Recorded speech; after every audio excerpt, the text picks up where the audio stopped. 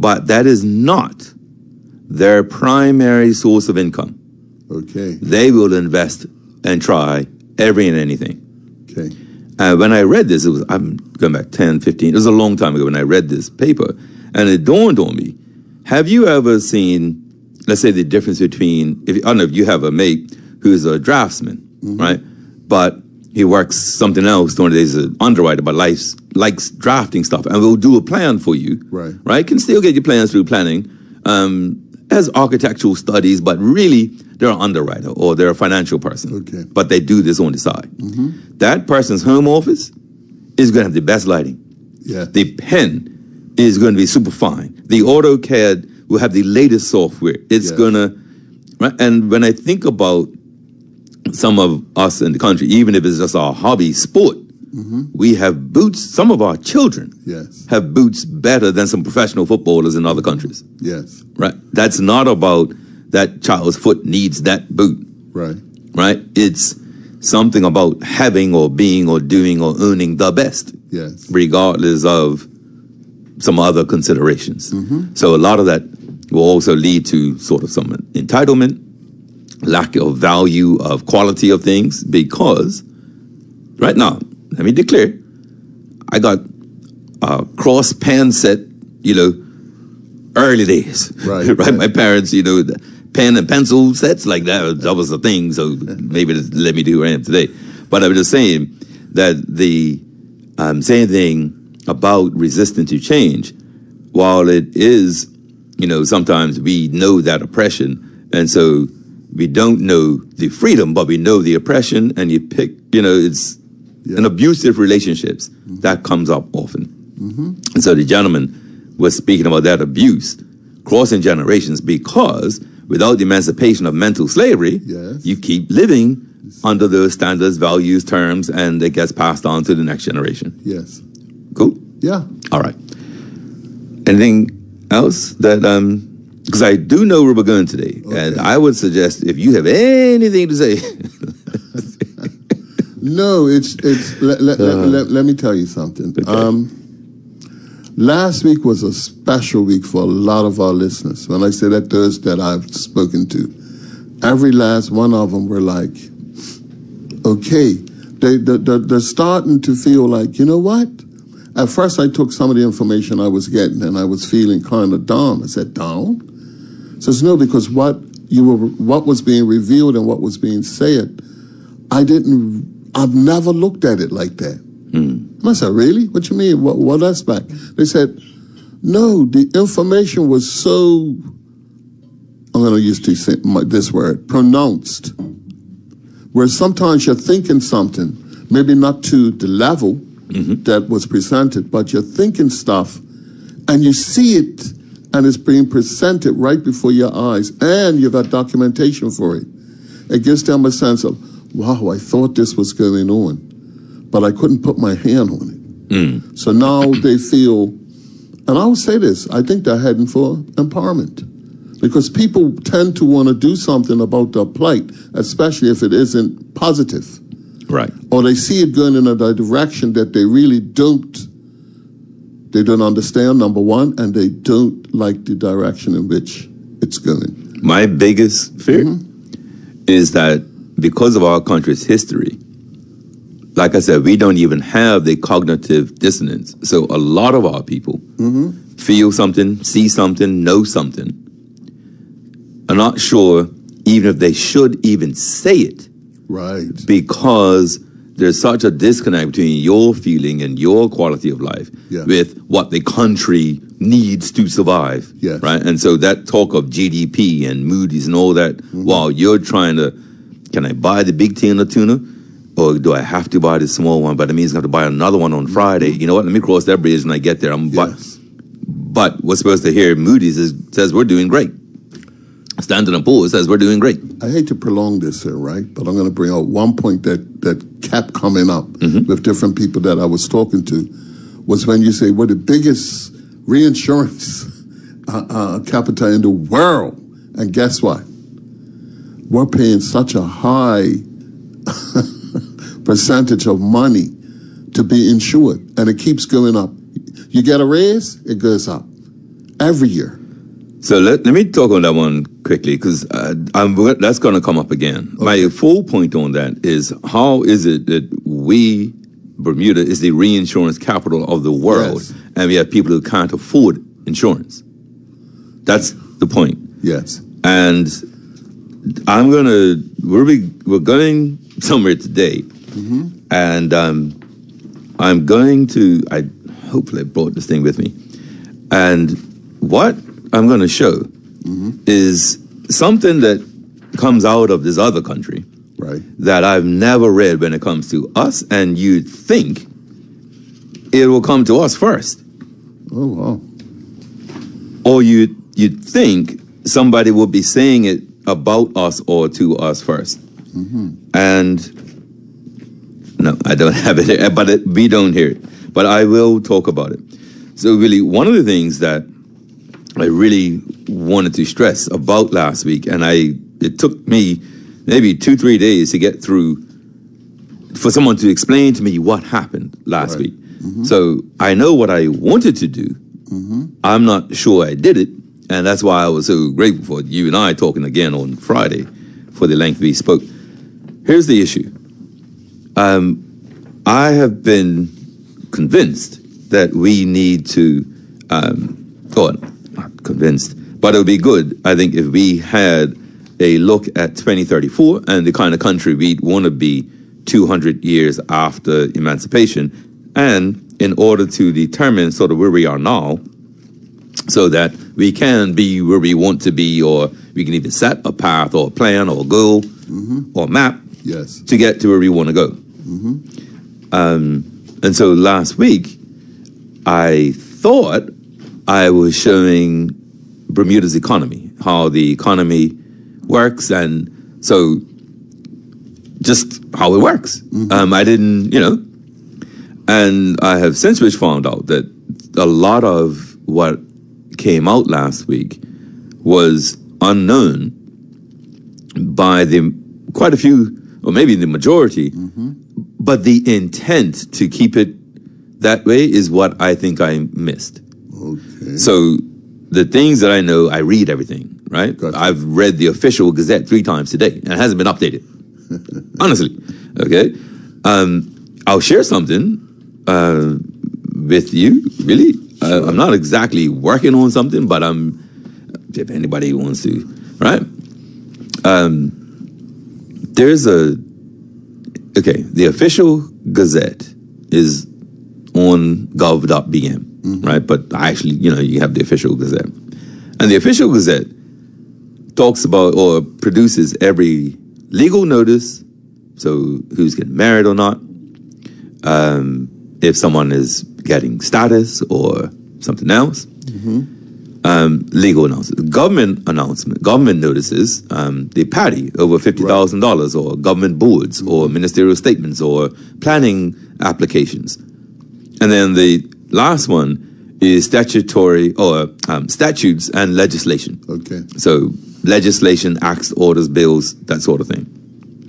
And maybe somebody can go into now. I won't take your call. We can't. I'm going to get some technical stuff today, so I won't take the call. Right. But I've looked at something that's messed me up since Saturday. Oh, wow. Okay. Yeah, it's a lot, and I mean a lot of businesses, some that you'd be stunned with, apply and get duty relief on any number of things, right? So if you're going to make something in Bermuda, right, sometimes the raw materials you may bring in to build this thing would be duty free. Okay. There are other things that come in duty free. The thing that concerns me is we've read from the 1800s and that a reduction in duty doesn't get passed on to consumers. So I'm looking at these companies getting these duty exemptions and wondering, because I'm not in, so I think Island Construction got, I think, cement or concrete, something like that. Yes. I'm not building, so I don't know if the price went down when this order hit Bermuda. Okay. No clue. The one that I'm stuck on, you know what? I don't want to make a mistake. Okay. Can you talk to the folks what I look for? That's because fair. I'm going to tell you, I'm going to read this one perfectly. Well, everything you're talking about is in tandem with what was said. Let me put it to you this way. Sometimes you may feel as if you're not making a certain point, but it's where people are, okay, within the understanding of what you're talking about. There are different levels to this. I find that all the time. Because when I leave the studio, a lot of times I go home and I'm restudying different things to see something from a different point of view. It's difficult at times because being a grassroots man, you know, it hits my pocket. I don't have the luxury of having disposable income as much as other people. So I'm going to look at it from a point of view that I earn a certain amount of money. I'm going to be able to use this amount from that, and the other monies that I get put away. So all the things that I look at is from my pocket view. Good. Then you can help me out with this one. Okay. And I don't think, I'm a little tongue-in-cheek because I don't think you're going to be able to answer this one. Okay. I definitely couldn't. This is a customs tariff, in brackets, approved businesses dash CPC 4229. Close brackets, temporary notice 2026. I know what I'm saying. Just hear me out. Sure. It's BR 11/2026. So, in Bermuda, an approved business and or an approved organization, there's a customs policy. This one is 4229. I think the other one is 4237. Okay. If you're an organization. If you're a business, you can apply to the Minister of Finance and say, hey, I'm bringing this in for this purpose. I believe it is exempt from duty, and then an order is made. So, in this case, I'll just read this. So that stuff I read in the beginning, customs, that's the title of the order. Okay. If anybody is looking up, BR 11/2026. The Minister of Finance, in exercise of the power conferred by Customs Procedure Code 4229, so CPC, right? So under CPC 4229 of the 5th Schedule to the Customs Tariff Act 1970 makes the following notice. This is the Minister of Finance notice. Number 1, this notice may be cited as the custom approved temporary notice, blah, blah, blah. Number 2, the qualifying goods are the goods for which you get this exemption. Got me? Gotcha. Okay, so the CPC is there, and the qualifying goods, maybe I should do it the other way around. The business that's getting this exemption is Take 5 Limited. Take 5 Limited is the owner of Buzz. Gotcha. And some others, but for sure, I think the one most people would know is Buzz. And so Take 5 is an approved business under CPC 4229 of the 5th Schedule to the Customs Tariff Act 1970 with respect to the qualifying goods. The, in quotes, qualifying goods means sugar, brown, granulated, icing, sprinkles, rock sugar, and chocolate. Milk, dark, white, drops, chips, or powdered. But let me just go back to the sugar. Sugar, brown, granulated, icing, sprinkles, or rock, and chocolate. I thought sugar was specifically taxed. Yes, it is. Is that, I'm not even being weird here. No. Is that if you bring it in yourself, or is it doesn't apply to companies? How's the sugar tax work? It should. I mean, a lot of the prices are based upon what they pay on tax when they're bringing in sugar or sugar products. So Right. why should they be exempt from that? Well, that's why you see I'm confused. Yes. I thought that there was a specific tax on sugar that hit everybody. I don't, like, if you, for whatever reason, came back in with some sugar in your luggage, you'd pay, was it 75%? Yes. On that sugar. Yes. But if you were really Ferguson Limited, you can get the exemption, but still charge the consumer as if you didn't get the exemption? Yeah. Well, that can't be. No, man. You see, this is why I haven't brought it on air yet, because I don't have it together. Well, it speaks for itself, wouldn't you say? Well, I do know how to read. Yes, I'm not trying to be weird. I have read 1 or 2 words before, but the qualifying goods means sugar and chocolate, and then they define sugar: brown, granulated, icing, sprinkles, or rock, and chocolate: milk, dark, white, drops, chips, or powdered. Take 5 Limited is an approved business under CPC 4229 of the 5th Schedule to the Customs Act 1970. And it's dated the 12th of February, 2026. So, in fact, they're vaxxed for an exemption from paying tax on that. On sugar, right. Right? And how long does that exemption last? This notice shall expire on the 31st of March, 2027. Really? I'm just reading. Look, anybody, go to the official Gazette. You want the statutory, regulations or legislation, and scroll down, and you'll see 2. CPC 4339, which is for, I can't remember, something else, and 4229, which is the one we're talking about now. So don't they have to give a reason for asking for the exemption? Right, but I'm saying CPC 4229 is a particular customs code that applies to a scenario. Okay. So my guess is they're going to use these ingredients to manufacture items, and as a manufacturer of items in Bermuda, they get the ingredients duty-free. That's my guess. I'd have to look up. That's why I'm not bringing this on the show yet, because I have to look up what 4229.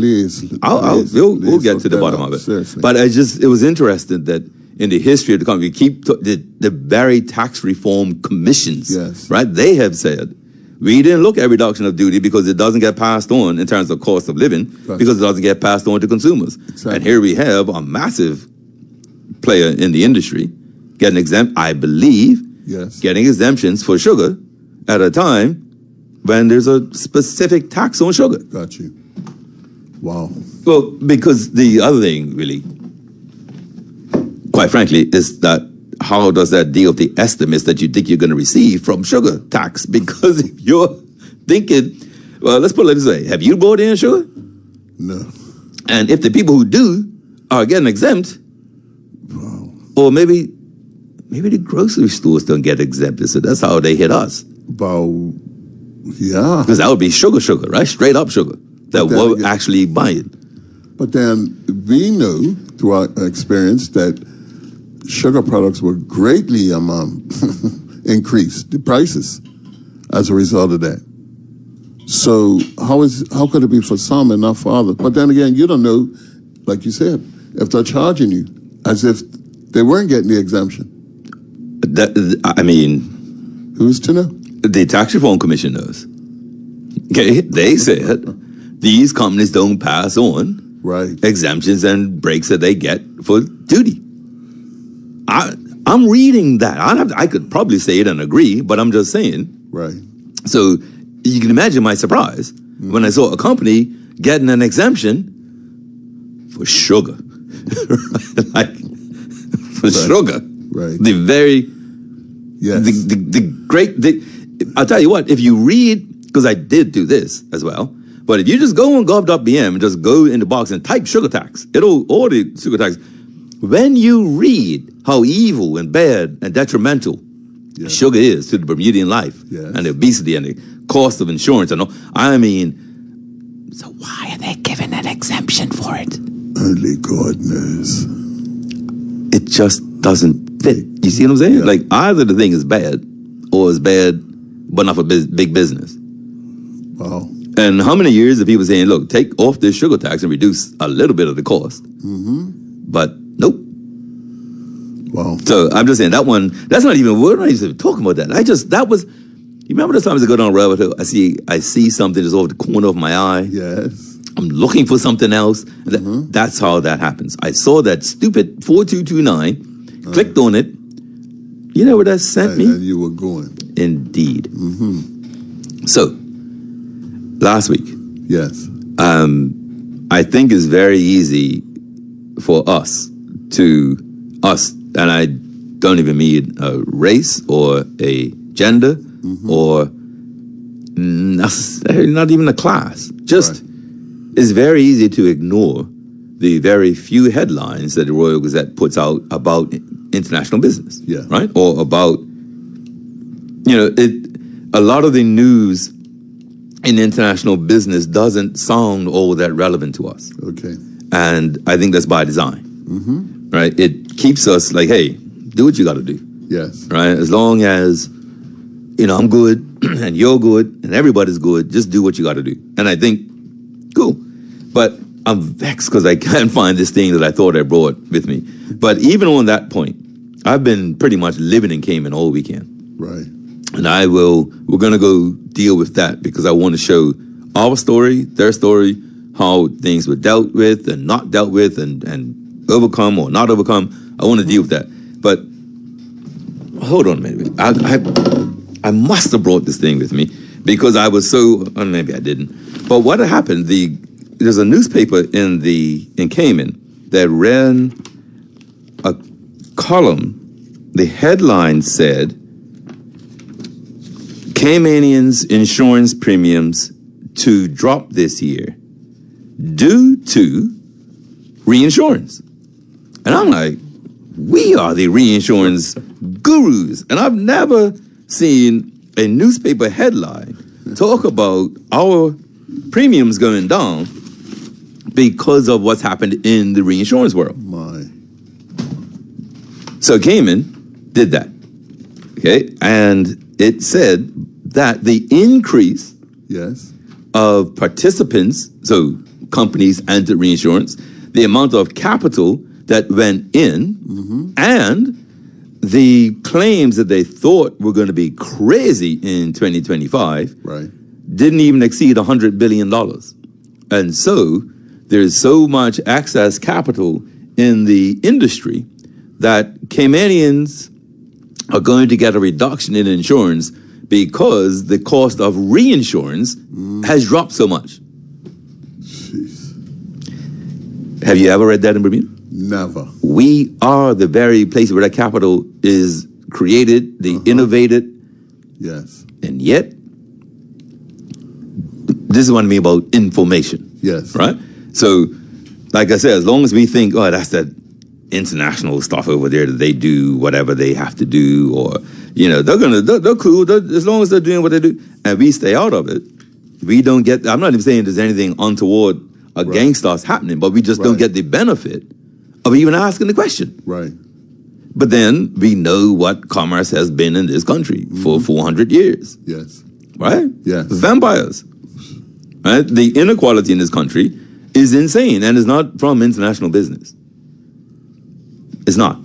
Okay. Okay? I can tell you, the haves and have-nots started long before IB got here. Right. I got you. Long before. Oligarchy, race, private schools, call it what you want. Okay? But you're going to have a hard time convincing me IB created it or even exacerbated it. Okay. Okay? There's a lot sort of around that. We can go through the Witter article if necessary. But Cayman. The reason why I want to deal with this is, firstly, I said a lot, and I want to ensure people got that and ensure I put it in the right context.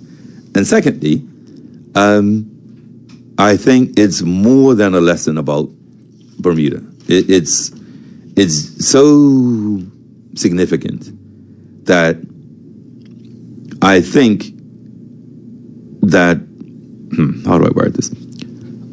The thing that I have said about our political class, so regardless of party, regardless of in and out of cabinet or not, today, I think I'll present my case. Okay. And I hope our listeners get that. Okay? Before I do that, though, because some of it is kind of technical, if you had to sort of, how would you say all of the messages, if you had to summarize the messages you got, the comments you got, what was it that you would say you got?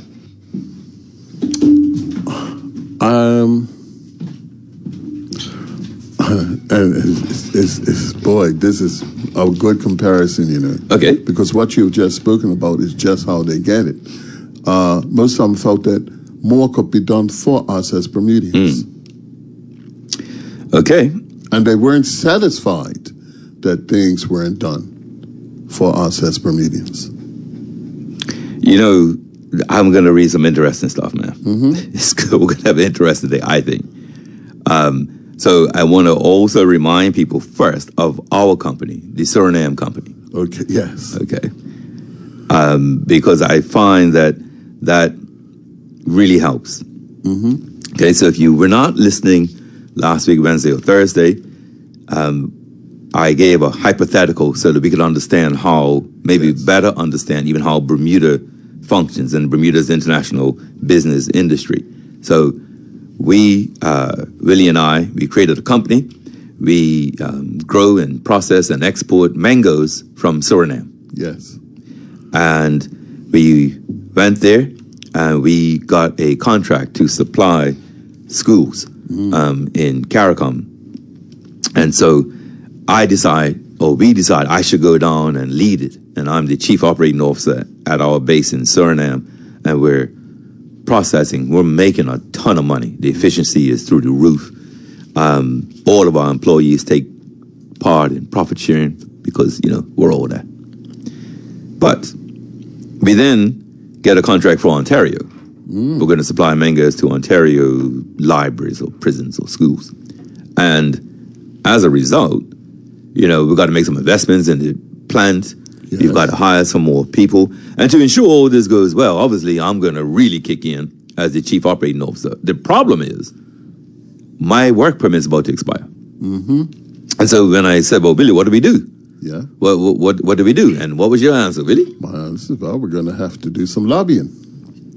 And I said, really, when we are sitting there, and what in the world will we lobby with? What are we going to tell them? Because we knew when we got here that I only had a 3-year work permit. Well, so what did we say? Well, we could. I tell you where we could start off. We start off by saying, you know something? We've created 1,500 jobs. Sure. And if we were to leave, those jobs will no longer exist. You got it. We start there. I think that's where we start. Yes.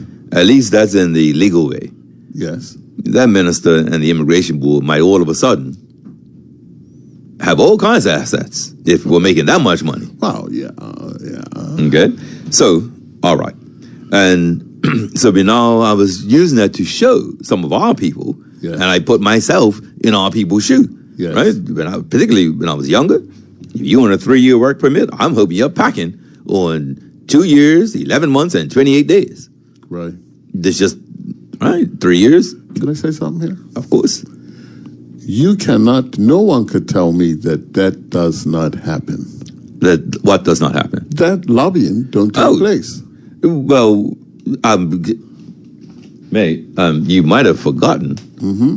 So I wasn't going to read this again, but I know just where you're going. I mean, everyone what really said, you can go on ABIC, A-B-I-C, that's B like boy, A-B-I-C. Go on to why join ABIC, and it's what really said wasn't a lie or an exaggeration or even something that anybody feels any shame about. So I'll read. The Association of Bermuda International Companies, ABIC, is the voice of international business in Bermuda. We have supported significant changes to immigration policies, making it easier to manage your business. We worked diligently for 7 years to eliminate the term limits policy. More recently, we chaired a stakeholder committee of business associations and unions to rewrite the work permit policy. And last year, we worked with the government to finance the improved efficiency of work permit processing. ABIC has made some progress addressing the cost of doing business in Bermuda, limiting payroll tax increases, and in 2018, we worked with the Ministry of Finance to implement a payroll tax incentive for new jobs. So, yes, we'd be following a well-worn tradition. Okay?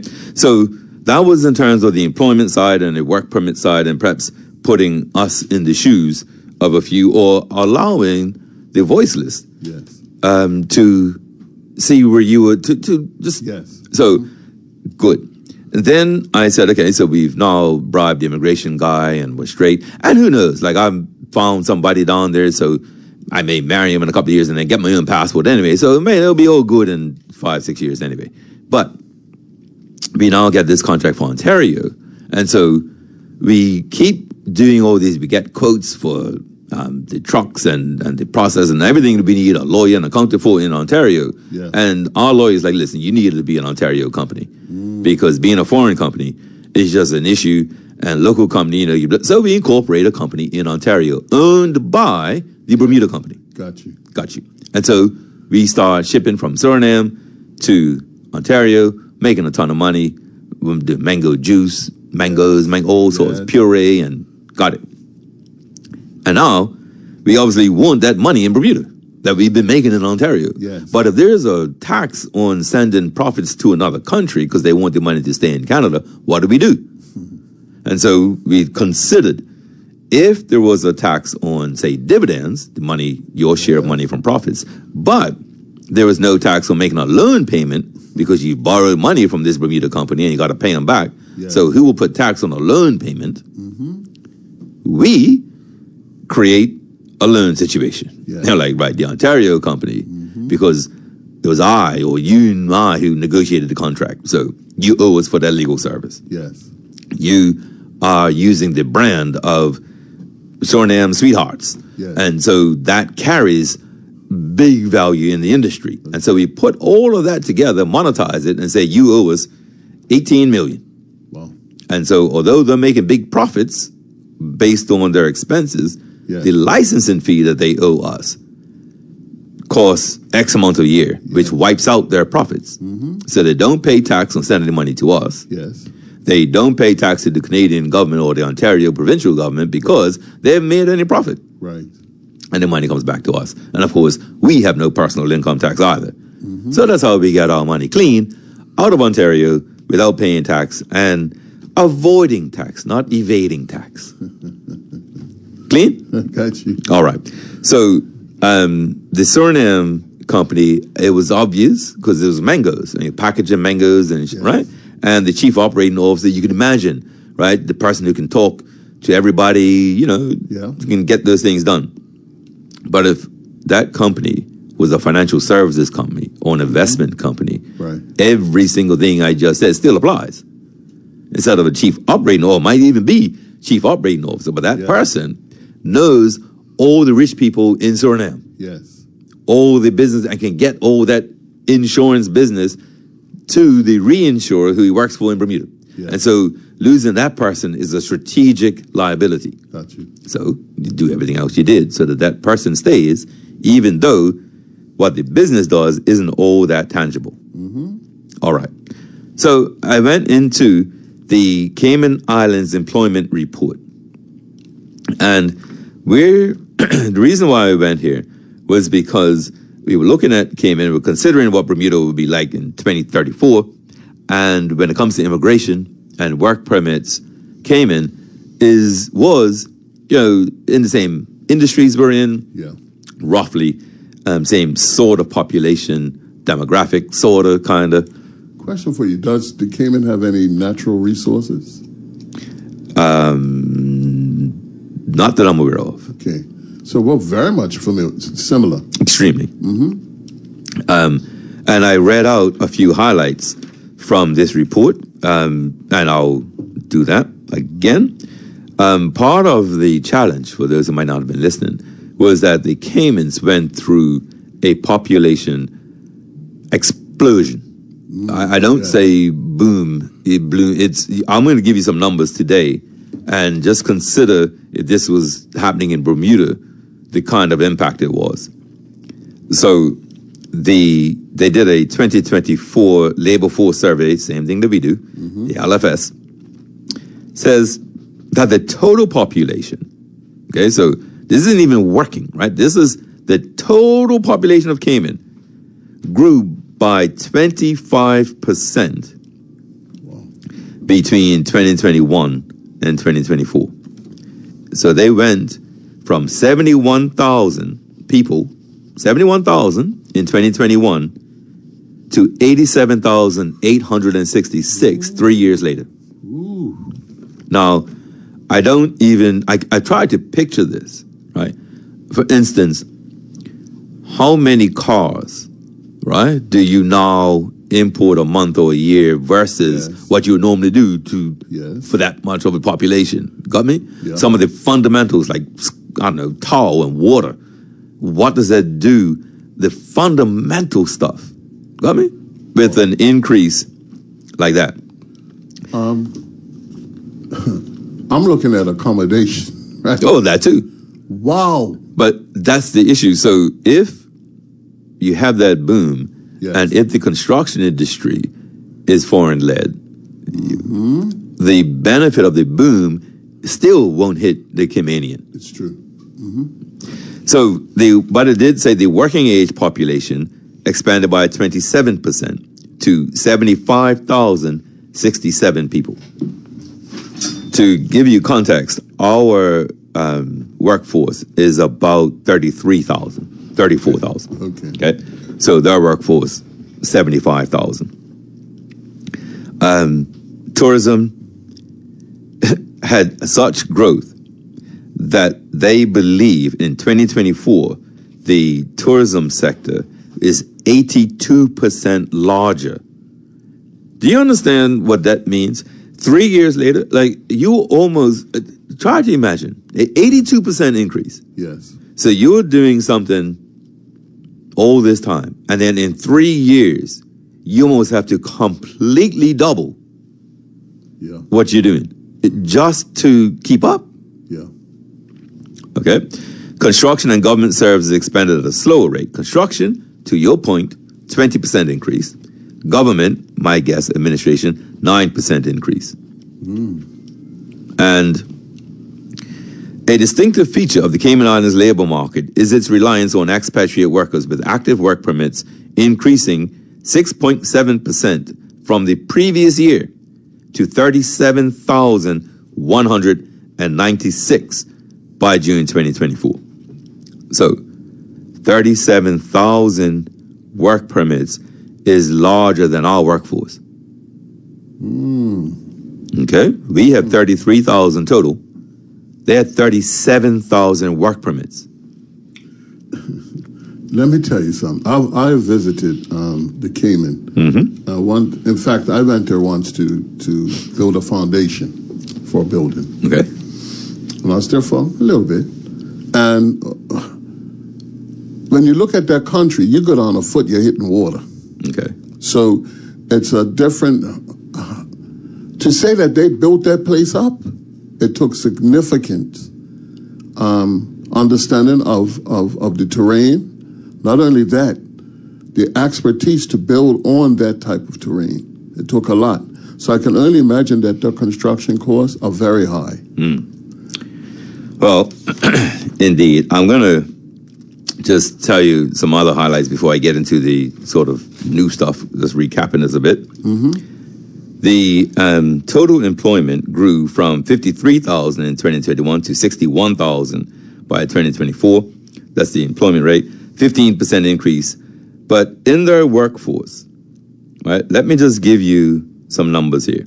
In 2021, there were 26,058 work permits in their workforce and 19,000 Caymanians. So 26,000 work permits, 19,000 Caymanians. The next year, 2022, the work permits went up by 5,000. 5,000. So instead of 26,000, you had 31,000 work permits, but the number of Caymanians entering the workplace only went up by 2,000, from 19,000 to 21,000. So the Caymanians went up by 2,000, the work permits went up by 5.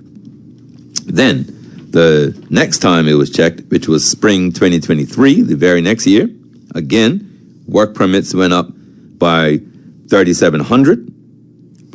The Caymanians went up by 500. And then the last number, spring 2024, the amount of work permits went from 34,008 to 37,000 and the Caymanians went from 22,398 to 23,000, so only 22,400 to 23,800. And the construction industry had the most work permits. Okay, I could go on and tell you more. One of the things that is key, I did write this down, the sector employment analysis. So what it says is their financial services sector has actually declined as a share of all of the employment in Cayman, went down from 8.2 to 7.7%. But Caymanians, the biggest chunk of Caymanians work there. So the Caymanian share of financial service employment, it went down, but it's still at 59%. And so I could go on, we have the census numbers here. But the point that I wanted to get at was right here. Caymanians are heavily represented in financial services. 12.5% of Caymanian employment. Government is second, 12% of Caymanian employment. Professional activities, doctor, lawyer, accountant, 11.4. Non-Caymanians are concentrated in construction, household activities, and restaurant and mobile food services. Their work permits are blue collar. Okay. It appears that their financial services, they give them PRCs. They are giving them residency because these numbers for the great expansion they had in financial service and work permits, it's in construction and tourism, of which neither of those is supposedly be higher. Think about COVID and what we're building back from. So what I'm trying to get at is our economy. And the things that hit us are handmade. Yes.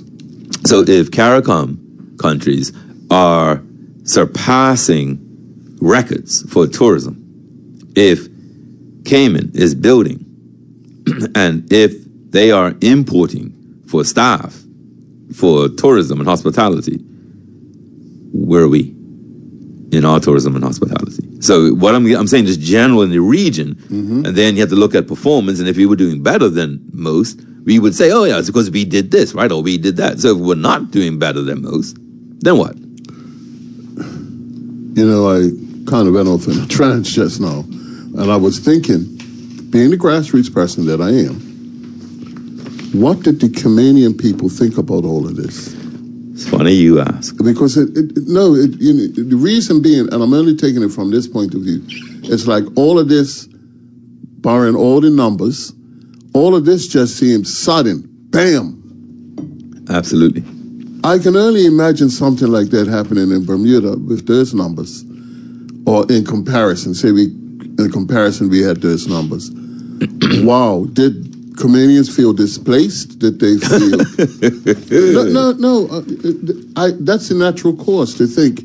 It had to have an effect on the locals. Not to think that they're against guest workers and whatever. That's not in the argument. But to see such a radical change in their environment. More people at the beach, not being able to get into restaurants, the whole thing. Well, I got to tell you, I give credit where credit is due, folks. And on Friday, Willie and I were talking, and Willie says, you know something? I think I saw something about an MP. Well, I'm going to tell everybody, to answer your question, Willie, yeah, I did a deep dive. Oh, this has been interesting. Yes, it sure will. And what I wanted to do today, and this is probably going to take us up until the end of the show. Sure. And I've really invested a lot of reading time in this, really. Okay, I mean, I really, really did. Right. Because I think that this is vitally important. Yeah. If anybody takes this show kind of seriously, this is really important, what we're about to discuss. So I have to start with April last year to tell you that Cayman had a general election and referendum. Okay. And the way, I mean, it was difficult to work out what happened prior to and at the election, just because of the way the reporters in the main Cayman news sites write. Right. I'm not saying it was bad, but they write for Caymanians. So if you don't know what that abbreviation's for, or that acronym is, good luck. Like, Well, good luck. Like they don't. In Bermuda, sometimes you'll see, say Ben Smith, leader of the One Bermuda Alliance, and end up with OBA in brackets, and then for the rest of the article, we'll say OBA. yes. Right at the beginning, this one, Ben Smith, OBA, right? And you're like, OBA, what's that? What? And so you had to go out and look for it. Anyway, so it was a bit of digging, but I had to go there because I need to tell you where we are, where Cayman is now, and how they got there, and why it's so important for us to know. All right. In April, there was an election held. Cayman has 18 seats. Okay. 18? That's it. And what was the population again? About 88,000? Yeah, about 88, yeah. Barbados, bigger. They have 30 seats. Go ahead. But don't worry, we need 36 politicians. I'm just letting that sit. Oh, I know. I didn't know. Not from the radio, folks. I just wanted you to understand. Barbados has 30. Okay? Cayman has 18. However, we're going to, And Bermuda, we've had 40. The 40 was just racism. We've been down to 36 and 24 and 30. We've been all over the place over the centuries. But I'm sorry, I'm getting. Okay. We've got to get a code where you say, mate, you're drifting. Come back. So, April election. The ruling party, and I don't know if you remember, but when the fella Mizik was having his issues in Turks, our fella McKeever Bush was having them in Cayman. And Bush, believe it or not, still an MP. That fella, I mean, he hangs around like, so, right, he lost his seat though at this April 2025 election. Okay. So I'm going to get into the results of the election, but there were 3 questions on a referendum. Would you like to know what they were? Sure. Okay. The first one was, should the Caymans build a cruise ship berthing infrastructure, which they meant a dock, really. Right. Can you believe that went out as a referendum? Wow, that's serious. But they want input from the country. That's what I'm getting at. Yeah. Dockyard, did you remember? Yeah. You remember the referendum on the Kings pulled up at the dockyard, right? Yes. You do? I didn't remember one, really. No, I didn't. I was just saying that. How do you think that vote went? They will probably say, yeah, we need one. Well, let me just say, those in favor of the cruise berthing infrastructure were well funded, from tourism folks, cruise folks, slick. Oh. The guy who was running the vote no against it reminded me of you. Oh. They were grassroots. They had no money. They were doing their thing to tell people we need sustainable tourism. Cruise ships are not it. Right. Look, well, the yes to build the cruise ship was 5,417. The no, 11,973. Yes. Okay. Whether they should have a national lottery was the next one. As a referendum? Yeah, referendum question. There were 3 questions. Really? First was cruise ship. Second, should Caymans introduce a national lottery? Yes. What do you think they said? That's a tricky one, 9563. So 9,563 people said yes. 7,770 said no. And 1,330 ballots are rejected. And then the last one was for consumption and possession of small amounts of cannabis. What do you think? Yes? I think no? the cannabis one said yes. Okay. The no vote was 6,799, and the yes vote was 10,385. Okay. So, at the election, though, let me go back to why we're here. Right. There are, as far as I can tell, 3 parties and independents who ran. The government at the time was the PPM, the People's Progressive Movement. Yes. Can I just say a little joke on this idea? Okay. Right?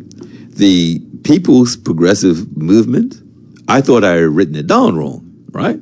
Because if this was my party, I might have said the Progressive People's Movement. Yes. Right? But maybe they couldn't guarantee that people always be progressive. So, rather than say the progressive people, the people's, but it's a progressive movement. Got it? Yes. So anyway, they were the government, they ran, and they did not win enough seats to form the government. Okay. Remember, there's 18 seats. Yes. They did not get as many as they needed. Okay. As far as I can tell, they won 8 seats. Okay. No, 7. I was trying to do this drive into the studio, it got me all messed up. Here's what happened. There's a coalition government made up of 2 political parties and 3 independents. Okay? So the CINP, the Cayman Islands National Party, and the Caymanian Community Party, Yes. they each won 4 seats. So that's their 8. And then 3 independents joined them, which took them to 11. And no, this is it's a 20-seat house. And so The rest. the opposition is the other 9. Okay. So the government has a majority of 2. Okay. It's not 18, it's 20. So they have the same system, Westminster system. Westminster system, Okay. yeah, All except imagine if the, say, OBA, the FDM, and some independent candidates formed a government because the PLP didn't get to 18. Right. Right, because we have a 36-seat house. Yes. So this coalition was formed in just April. It took about 2 days. And it's now 11-9. Okay? The reason I'm telling you all of this is because what we're going to deal with today is a debate from December 10th in the Caymanian House of Parliament. Okay. What had happened, we read out things that the work permit holders are in greater numbers than the Caymanian in the Cayman workplace. Right. We read out a number of things that showed how bad the demographics were. And so even last week, we were thinking, man, how did they do this? How in the world, and to your question just now, what did that feel like? Right. You must have seen people on the beach and in cars and Yes. restaurants and all over the place. So what I did, the Caymanian government tabled a bill in December Yes. called the Immigration, Transition, Amendment, and Validation Bill 2025. Say it again. Exactly. The Immigration, in brackets, Transition, Amendment, and Validation, close brackets, Bill 2025. This bill, its name is going to be changed. And they've said the name is going to be changed to the Caymanian Protection Act. Oh, wow. Oh, yes. I'm sitting up now. How you ought to. Now, folks, Billy, Yeah. I'm going to read this. And I would like for folks, if you want, please make a note. I would like for you to consider 3 things. Firstly, not even whether, but the first thing is the old adage that prevention is better than cure. Please bear that in mind. Yes. Prevention is better than cure. The second thing to bear in mind is as I read this stuff, I'm not even asking which MP, which party Right. do you think would say this? So what I'm trying to get at is don't even try to think of a person. Just think of what party would have someone who says this. Okay, so prevention's better than cure. Try to figure out which of all parties would say things like this. Yes. And the third thing, and I'm going to get in trouble for saying this, but I've been trying all weekend to say this differently. But frankly, listen to the way these Caymanian politicians are speaking. I've read Alex Scott's stuff about the social agenda. We read Arnett Jackson, who became a senator, about race relations. We've read stuff, okay? Yeah. I have said on the show that I wouldn't take one of the current MPs if I had to start a party. Okay. That's not entirely true. There's one or two I think I could train. So that part. But for what they've shown, definitely not one. And that's the word that got me in trouble with my godmother. Okay. But the reason I said that is based on, nobody bothers to ask me for my assessment of that. Okay? But this, what I'm going to read today, and our MPs from the past, whether they're talking about daylight savings back in the 40s or 1920s, whether they were talking about the social agenda in Yes. Alex Scott, that was leadership and service. We have neither today. Neither. And so I want to tell you that this is the person who's speaking is the cabinet minister who is responsible for employment. And in fact, he's the minister of Caymanian employment and immigration. That's the title. Okay. Now, I'm not going to read, obviously, every line of everything, but I've gone through and made some highlights. And I think it'll flow well enough for people to understand. And there's one element that I should probably say that way I don't have to read it. The bill that came to the House was as a result of a white paper. The white paper was, the bill is built on the white paper. And so the bill, 80% of it was the former government. Okay. Right? So the former government put out a white paper on immigration, right? Had all this stuff in it. They lost the election. This is now the winner of the election taking that on. Yes. And added some stuff. Okay. All right. So I don't have to read that part. But the gentleman speaking is Michael Miles. He is the Minister of Caymanian Employment and Immigration. And he begins, yes, Mr. Speaker. Mr. Speaker, today I'm proud to lay before you and the members of this honorable House the Immigration Reform Bill.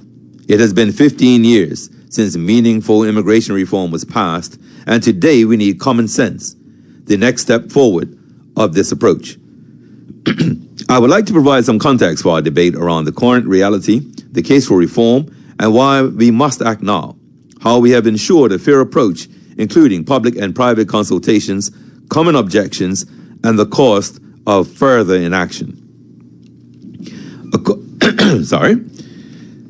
I am looking forward to meaningful debate, and I have no doubt that the opposition will provide it today. Today, I hope that members of the opposition will not delay its progress by abstaining from the vote when we have a solution available for immigration reform.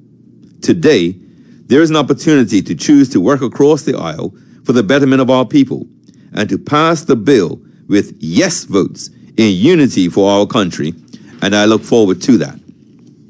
Our current reality, Mr. Speaker, before we talk about where we're going, we must be honest about where we are. Today we stand at a crossroads. Not the kind of crossroads that appears suddenly.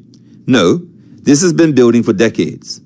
I'm speaking about the crossroads that every Caymanian has been shouting from their dinner tables, in their living rooms, at community meetings, and yes, on the campaign trail during the 2025 election when immigration was one of the biggest issues on the minds of our people. This reality is uncomfortable to acknowledge, but it's necessary if we're going to help our people. Successive administrations paid lip service to implementing a workforce development plan to ensure that the current and future generations are provided with employment opportunities and have the necessary training and skills to climb the ladder of success. We have grown the infrastructure of this country, Mr. Speaker, expanded the population rapidly with no plan, and celebrated economic growth. Yet, Caymanians continue to be displaced, marginalized, discriminated against in our own labor market, and successive governments have seemingly consistently bent knee to big business, granting millions of dollars in concessions in exchange for the false promise of trickle-down economics. Meanwhile, our immigration, labor, and pension laws have been weakened in favor of higher fee revenue from the private sector. Today is an opportunity to start rebuilding the trust our people have in us as leaders. Caymanians are pleading. Who's looking out for us? Who's protecting us? Who is ensuring family fairness in the labor market? Mr. Speaker, this immigration bill is our answer to the question. This is what the NCFC government is saying. We hear you, we see you, and we are acting on your behalf. There was desk thumping. I thought I would just add that in. I call it, you should have. I should. Okay, so if I do that, I'll let you know when the transcript says. I want to get into this. Okay, well, I'll tell you when it says desk thumping. Okay. Okay.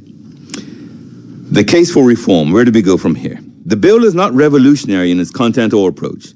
The exact effort has been campaigned upon by all sides during and after the 2025 election.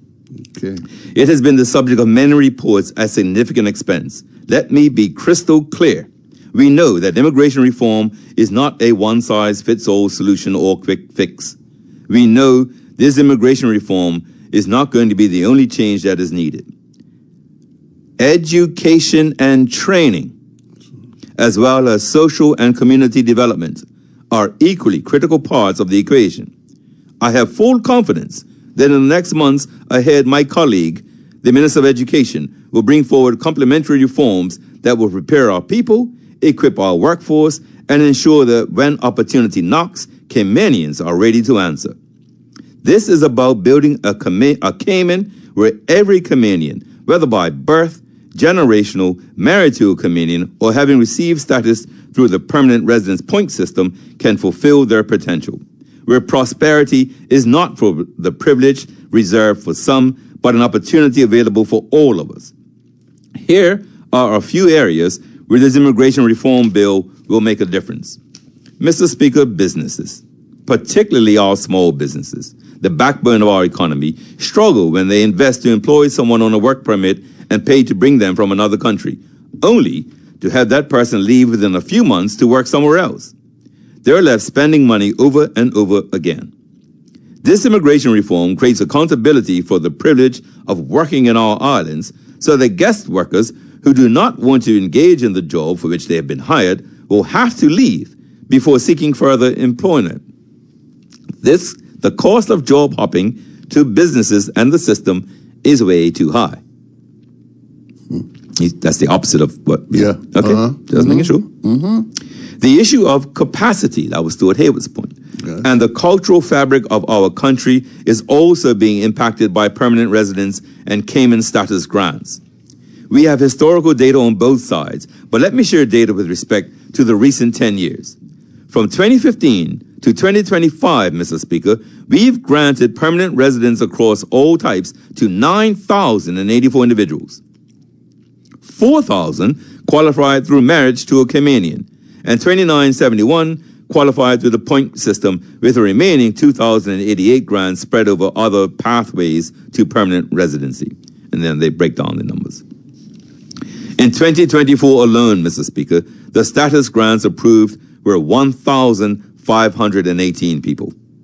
What this data suggests is that the residency certificates and the PR point system are a major gateway to persons obtaining Caymanian status.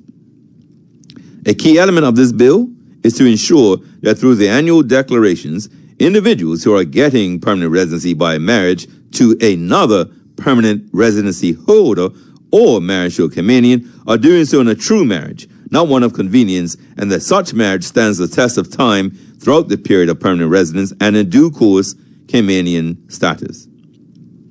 We do want to continue to ensure that there's a path to stability, to residency, to citizenship.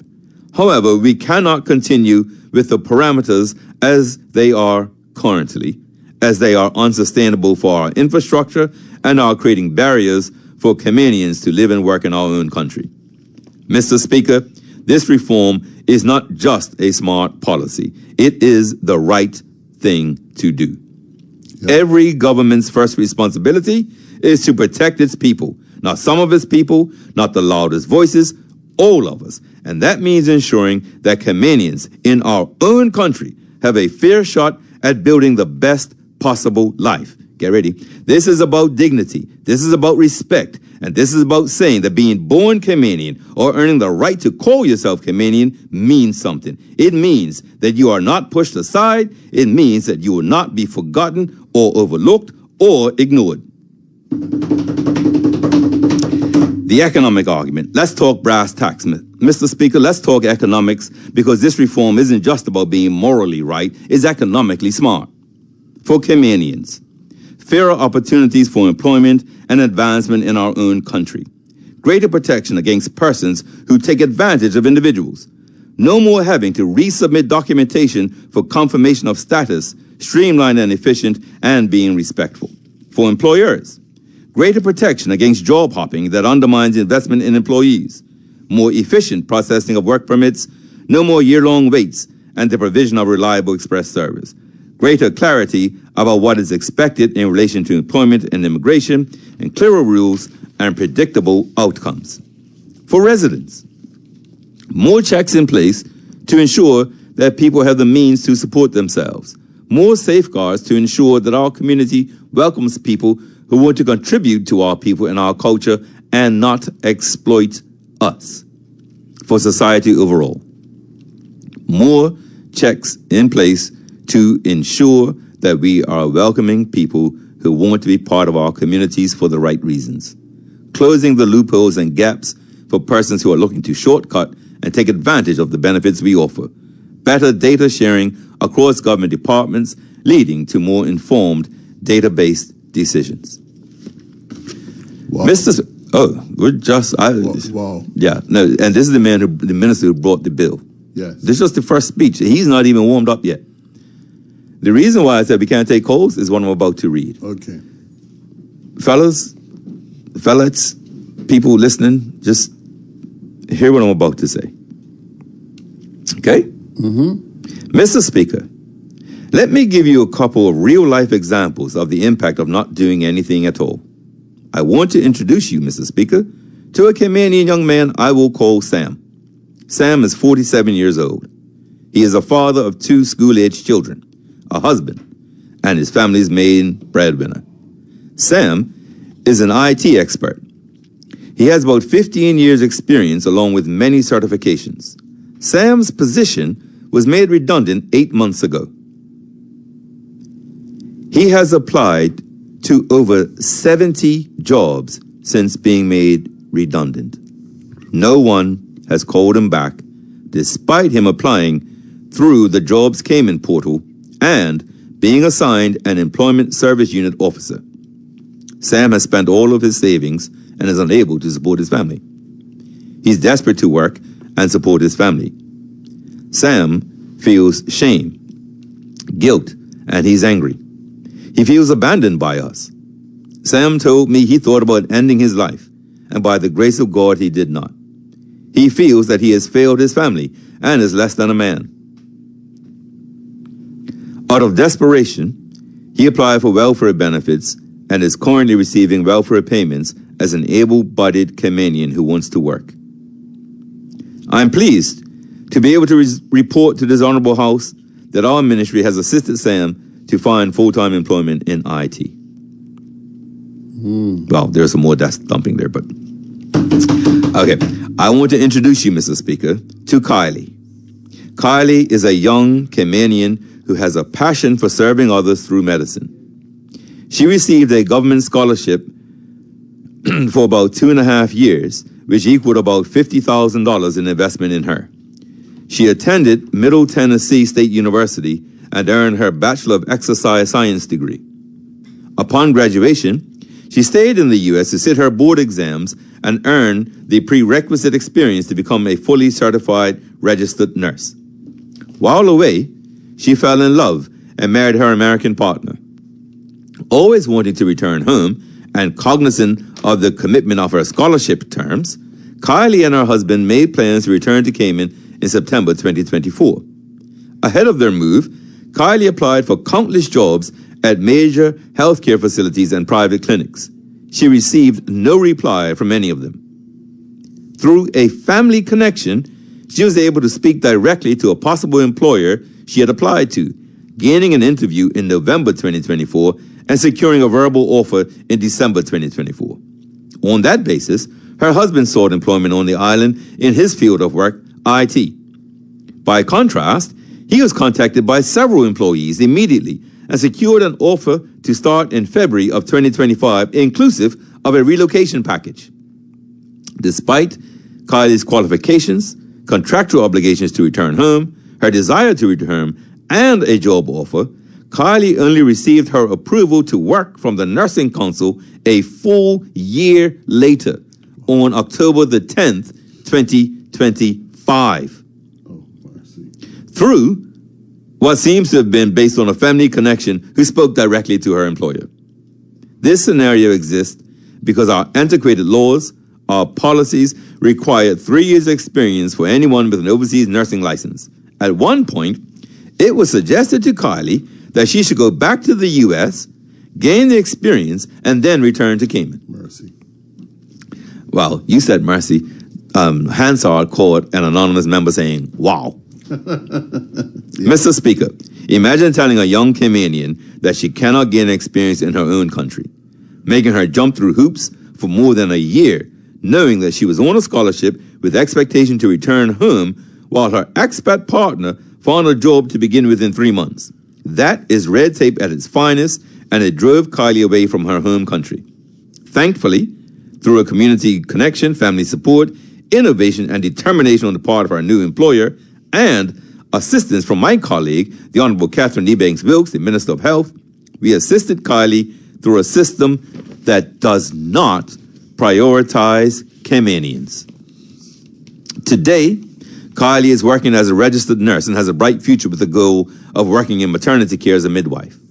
Minister Ebanks-Wilkes is working to ensure that regulations are updated and the data sharing provisions of this immigration law will ensure that we, the government, aren't the barrier to our own people's success in our country, but rather the conduit and protector of their prosperity through planning. Oh.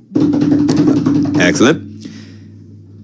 These aren't abstract policy problems. These are real people, real families facing real discrimination, real delays, and much despair.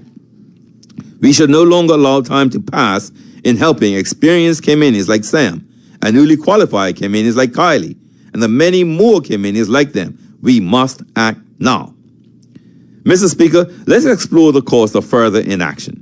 What happens if we continue on this path and change nothing, not just for Sam and Kylie, but for our country as a whole? Why? Because we spend approximately $39 million on scholarships each year to educate our people. We currently have 1,800 students enrolled in tertiary education on government scholarships. The Department of Financial Assistance spends approximately $60 million a year in welfare. The increased Ministry of Health indigent health care insurance is approximately $75 million a year. If we continue on this path, we will have an overburdened infrastructure in public services, increased difficulty for Caymanians to access jobs, housing, and land, loss of cultural balance, and loss of our identity. I reiterate that the rate of population growth, in particular, the rate at which people are becoming permanent residents, and the rate at which people are becoming Caymanian is simply financially unsustainable. Beyond the economics of this problem, we also have a socio-cultural problem. The answer is simple and devastating. We are losing our identity. We are losing our people, and we are losing the very soul of what makes us and these islands our home. We cannot allow this to happen, and no longer on our watch. How do we address legitimate concerns? Even if we agree today that our reality is no longer acceptable, if we agree that there's a case for reform, and we agree that there's a need to act now, there will still be questions and legitimate concerns. Let me address those head on. He then goes on to do that. I'm just going to take a break a minute and just talk to you a minute, Billy. What do you think about what I've been saying so far, what this man's been saying so far? You got a day? You got a day? Because I could say a lot about what's going on there. No, but I'm going to move this forward. I look at Bermuda and where it is today. Everything, it seems as if everything where they got to get to this point to try to reverse it, we're here now. And if that's a warning, okay? If we continue on the road that we're on right now, that's exactly where it's going to take us. Whether they're going to try to fix it, I don't know, because they seem to think that immigration. I would like to know out of that, what was just read, immigration. Do we have any information on the immigration of Caymanians? Not yet. But you can only imagine that if they're being snuffed in their own country, they're going to want to go elsewhere for better opportunities. For different opportunities. Yeah, exactly. So if you're treated in your country, you're displaced. You discriminated against, delayed. This is a minister talking. Well, they recognized it. What made them recognize it? Was it the fact that they had that, what they call it again? The census? The census and whatever, and they actually asked the population. But what do we have where we ask our population and want to act on it, have the will to act on it? Because it's some places in this island that are screaming, I need help. And financial assistance is not the answer. No. To the point that this minister was making, he went through, let me just, he's not even gotten into the bill yet, right? He's still giving you the background. And I'm not going to read that part out, but there are 37 clauses, and he then goes through what each clause, as he has to. Right. But that's not, we're in Bermuda, we don't need it at that level. Right. But this next part coming up, there are 4 issues, and I'm telling you, this man hits them, and I think for us, this part I'm about to read is vital, because what has happened to Caymanians, they felt things were drifting. Yes. They felt, quotes, losing their country. Yes. But imagine how long they felt that and no one did anything. There would have been shows like this and people would have been calling up and cussing. Got to be. There's got to be people whose children and godchildren didn't get jobs, even though they have this, that, and the third. Yes. They had to be all on. Yeah. And the government, look at it, at some point, well, the white paper, the election was April. Yes. The white paper was January. So that's 2025. They would have been drafting it in at least the 3rd or 4th quarter of 2024. So my guess is the results that came out of their jobs report of 2024 shook them into the 2025 white paper, the election, and now the act that we have now. Yes. You know what I also find, I can't even say funny because it isn't funny, but I remember it was a time some years back where politicians were discussing, people were saying, oh, we should be like OBA. Or not OBA, sorry. We should be like the Caymans. I think that was coming from... Oh, yeah, that came quite often. Yeah. And, well, look where we are now. The same people who were saying, no, we don't need to be like the Caymans because look, the people are being displaced or this and that and that. But the Cayman politicians are making an effort. They have put their money where their mouth is. Well, let me go. This part coming up, the reason why it matters so much to me is because often in Bermuda, we have, I haven't said this before, but we have a culture of no. So I think, hey, we should do this. No, we can't do that because it's instant. The instant is why that won't work. Right. So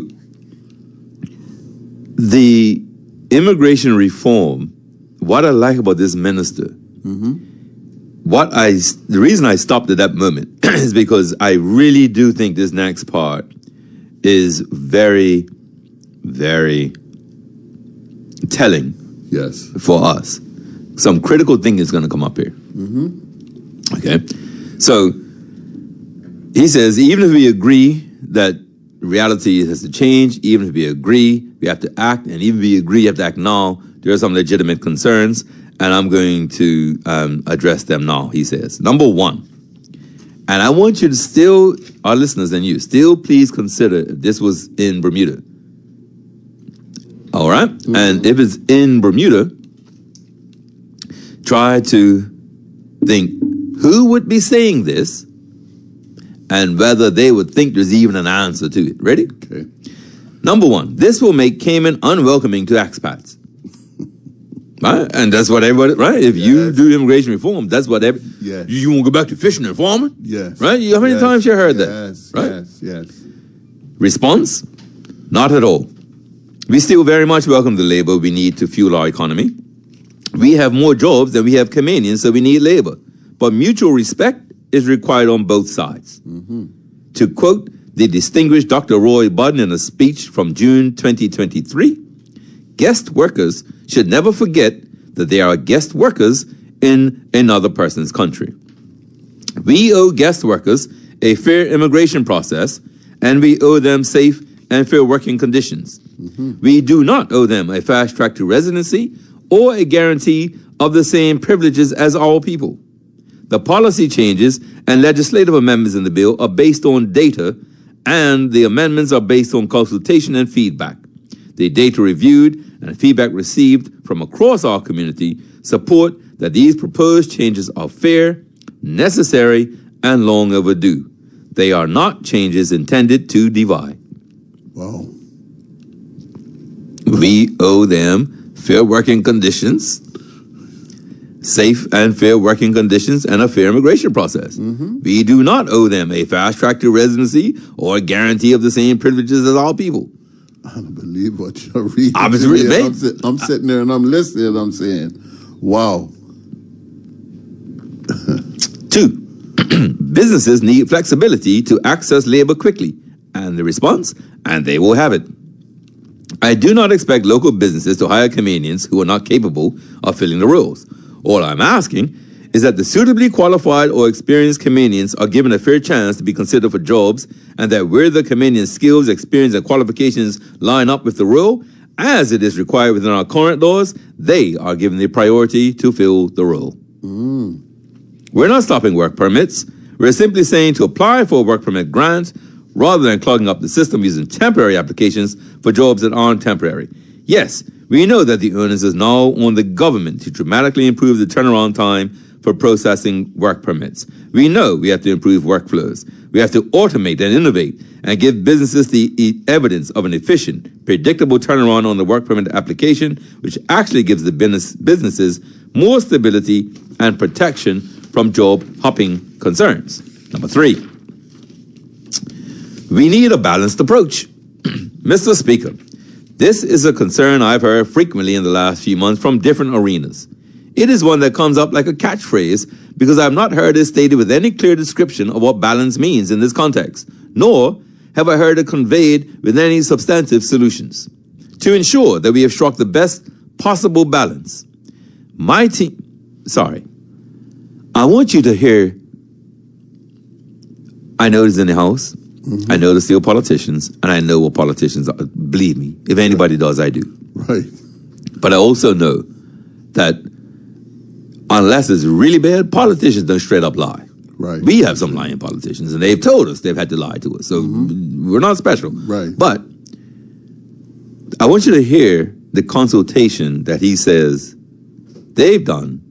And then remember, ABIC said, right, we met with business associations, unions, and government. Yes. That's who they met with for work permit reform, immigration reform, Yes. updates. Okay. To ensure that we have struck the best possible balance, my team and I have thoughtfully and thoroughly engaged key stakeholders, including the public businesses across industries, including the opposition. For public consultation, my team and I conducted 3 town hall meetings, one at Mary Miller Hall and one at Lehman East Scott High School, and a third at Craddock Ebanks Civic Center for residents of Northside and East End. Attendance was modest, but we did not stop there. We recorded 2 of the 3 presentations and made them publicly available on YouTube and social media so that anyone on our islands could access them at any time. We also provided multiple channels for feedback through our website, phone lines, and email submissions. We're also on a number of radio and television interviews where the public could call in with their questions and get the answers from me or member of our ministry's team. Business consultation. I'm proud to say that we received valuable and constructive feedback from the business community.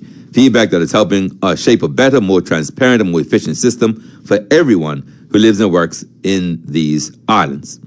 Over the past 6 months, the ministry has hosted a series of 8 stakeholder meetings on immigration reform. This is 6 months. The stakeholder meetings were overwhelmingly attended by approximately 80-plus company representatives across every major employment sector: construction, retail, hospitality, finance, small business, and professional services. Stakeholder groups included board members from the Tourism Association, Cayman Finance, the Cayman Island Society of Human Resource Professionals, the Small Business Association, Chamber of Commerce, and representatives from legal and insurance industries, just to name a few. Consultation with the opposition.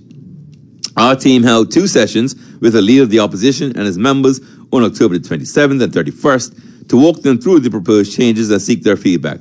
Our goal in all parts was to be transparent and collaborative, and we have used that feedback to shape and adjust this bill as needed.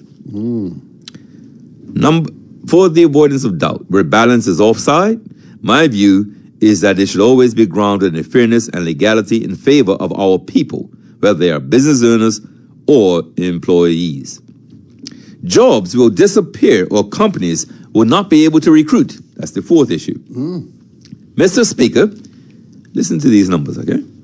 Mr. Speaker, in 2024, according to the Cayman Islands General Registry, 8,928 companies either left our jurisdiction or closed their doors. It's nearly 9,000 companies ceasing operations. Michael Miles was not in power, and immigration was not on the table. Whoa. My God. There was that stumping, but I didn't have to do it. So what they're saying, 9,000 companies left. Right. Without immigration being the issue. I wasn't even the guy talking. Right? It's what happens. Yes. Got me? Is what he's saying. But smash your cookie. There are many factors that businesses have shared during our stakeholder sessions that impact their decision to do business in Cayman, as well as their staffing complement on the island. Many of these factors are beyond the scope of this immigration bill, like global regulatory changes, impacts in digitalization and AI, and cost of living, with impact our guest workers as well as Caymanians. If hiring Caymanians and protecting the pathway to citizenship means that some companies want to close shop or offshore jobs, then I expect this will be as a result of the many complex considerations and also, hopefully, conversations with the government. My NCFC, that's his party, my NCFC colleagues and I will work hard to grow the economy and create other jobs. Jobs with employers who respect our people and the necessity of our laws. Say that again. My NCFC colleagues and I will work hard to grow the economy and create other jobs. Jobs with employers who respect our people and the necessity of our laws. So let them go, he's saying. Yeah. Let go, you bad actors. We're going to have some good actors. I accept that this is not an exhaustive list of questions or concerns, but I also do not think that any of these concerns substantiate a position where we do not move forward with the immigration bill today. We cannot afford to do nothing anymore. Caymanians have to be in a more favorable position than they were yesterday and are going to be tomorrow. Hello. The vision. A Cayman that works for Caymanians and continues to support a diverse and growing modern economy. Mr. Speaker, I would like to share with you what my team and I think success looks like. Mr. Speaker, let me paint for you a different picture now. Not the picture of where we are, but the picture of where we are going. What a more favorable position looks like. Let's imagine a Cayman, where Caymanians are given a fair opportunity to apply for and secure employment in our own country. Caymanians supply the important human capital to large and small businesses. Caymanians are the prized and sought-after employees. That Cayman, as a thriving economy, exists, where the labor force is prepared and ready to work, where guest workers are necessary for business, and they are able to be hired without significant delays and within a fair and objective review process. A future in which the rules are clear, the application process is efficient, and the decisions are fair and predictable. This Immigration Reform Bill 2025 advances all these goals. He then runs through all the clauses. In closing, Mr. Speaker, honorable members, my fellow Caymanians, we are no longer standing at the crossroads. The decision today is about putting politics aside, speaking truth to power, prioritizing our people, and having an unapologetic courage to do the right thing for our country. Can I just make a little dig there? Sure. He says that, and this is how you, in my opinion, this is how you can tell it's a new MP. Okay? He's a minister. Okay? Right. But I think he says he's sat on the other side before, right. and he's been in government, so maybe he's not new. But let me just tell you, if I had written this speech for him, right. Okay, this is a little bit of what I do.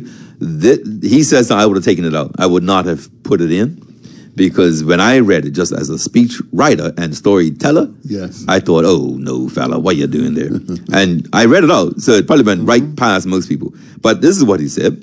The decision today is about putting politics aside, speaking truth to power, who's the power, Papa? You're the minister. Exactly. Yeah, they go, but you mean truth to who power? He's being a politician. No, what he's saying, yes, I know he's trying to put himself in our shoe, but he's the actual guy. Yes. But it's all right, that one slides. Yeah.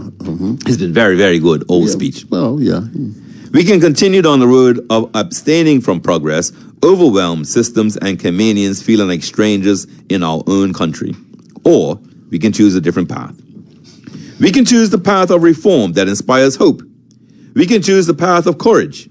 We can choose the path that says our people matter, our people come first, and our people deserve better. When I think about this bill, Mr. Speaker, I think about every Caymanian who's ever been told that he or she was not qualified enough, wasn't experienced enough, wasn't connected enough. I think about parents who have been and are worried about their children's future. I think about every young person who has wondered if there's a place for him or her here in the land that our ancestors built. Mr. Speaker and honorable members, the work that the ministry has begun is only the start. By modernizing our immigration and labor systems, reforming our pensions legislation, and strengthening the enforcement against abuses, we are laying the foundation for a more equitable, efficient, and sustainable future for all Caymanians.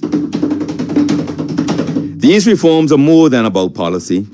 They are about ensuring that people have real opportunities to thrive, that our seniors can retire with dignity, and that our islands remain a place where our Caymanians feel seen and valued. My ministry is also working on the regulations. So in Q1, we will be inviting members of the opposition to have the first look in a spirit of collaboration before progressing it to cabinet. The journey ahead will require commitment, collaboration, and a continued vigilance. But I am confident that with the right measures, we can create systems that are both fair and effective, and that truly put Caymanians first. I therefore urge this honorable House to support these initiatives as together we build a stronger, more resilient Cayman for today and for generations to come. This bill embodies our values: integrity, innovation, respect, responsibility, courage, and cohesion. This bill is evidence-based decision-making. Today is the opportunity for every member in this House to revolutionize politics, break the cycle of intentions, and replace it with outcomes that serve our people. I know that Caymanians who collectively voted for us deserve action, they deserve protection, and they deserve employment opportunities. The bill is a response to the call for action we can no longer ignore.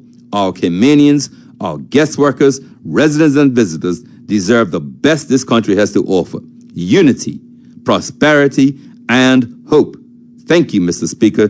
Thank you, honorable members, and thank you to the people of these beautiful Cayman Islands. This is for you.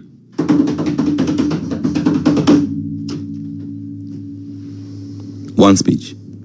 One speech. You didn't even say it all. No, I jumped. I turned 4 or 5 pages. One speech. Wow. I was a government minister bringing immigration reform to Cayman. At the beginning, prevention better than cure. Yes. That was a full-throated, on the record, support of his people. Yeah, it's true. Yeah? I keep saying, 100 years from now, what would people think about what was done 100 years before? What would they say? I hate to think that they would say about us, what were they thinking? And prevention, yes, is better, and that's what I'm getting at. Yes.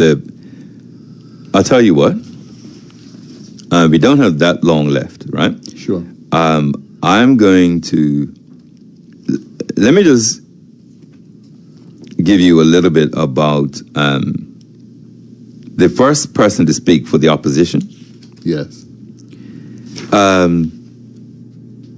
He was political, regrettably. But he was, let me just read so you understand. Thank you. So, the Honorable Leader of the Opposition. Thank you, Mr. Speaker. Mr. Speaker, James Baldwin once said that not everything that is faced can be changed, but nothing can be changed until it is faced. Mr. Speaker, I think that quote aptly captures both the bill and the government's determination to drive it through Parliament in the middle of the busy Christmas season.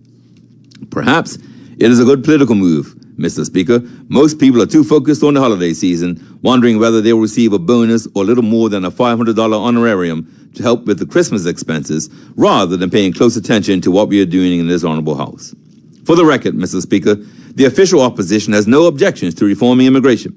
All of us in this honorable House campaigned on it in one form or another, some in a more forceful, Trump-esque language, others in a more measured and conservative term.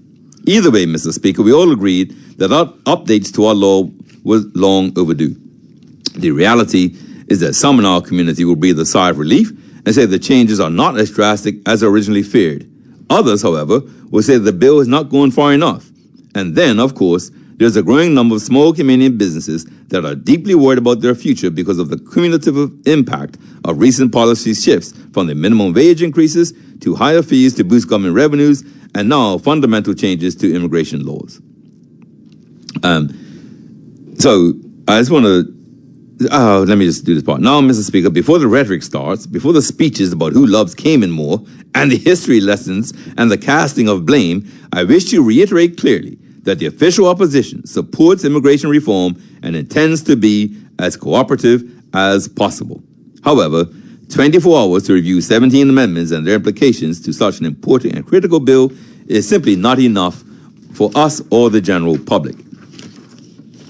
Mr. Speaker, let me also say this plainly. Those on the other side may claim to love Cayman and its people as much as we do, but they cannot claim to love them more than we do. Our seating arrangements in these chambers have nothing to do with our love for our country, particularly for those of us who have been elected multiple times in succession. You see, right? Yeah. So I'm going to put this on pause, okay? We're going to come back to that. But instead, I want to switch gears. Yes. Okay? And I just read to you one speech from Cayman for an immigration reform bill, right? Right? Okay. So, I am now going to read from November 2025, I believe it is. No, that can't be right.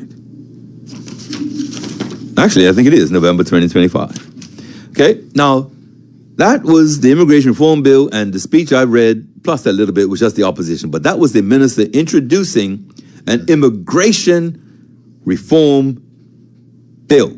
Yes. And you heard how he spoke, right? Yes. And so in Parliament, obviously, I don't know if you know, but you can say whatever you want, it's protected. Yes. But even when you're bringing a bill, right, you get as flowery as possible, like as nice language as possible, but you still ultimately to bring a bill, like table a bill. Yes. So but no, a ministerial statement or something off the cuff on the motion to adjourn, man, go for it, right? Yes. Well, this is also Hansard that I'm about to read. Okay? And want you to listen to this statement. It is titled, the title of this statement in Hansard, look it up right now. Yes. Supporting Bermudian workers. So you just heard Cayman on a bill about immigration. Yes. This is a targeted statement about supporting Bermudian workers. Okay. Got me? Yeah. So there's no bill being tabled. This is a statement. Yes. All right?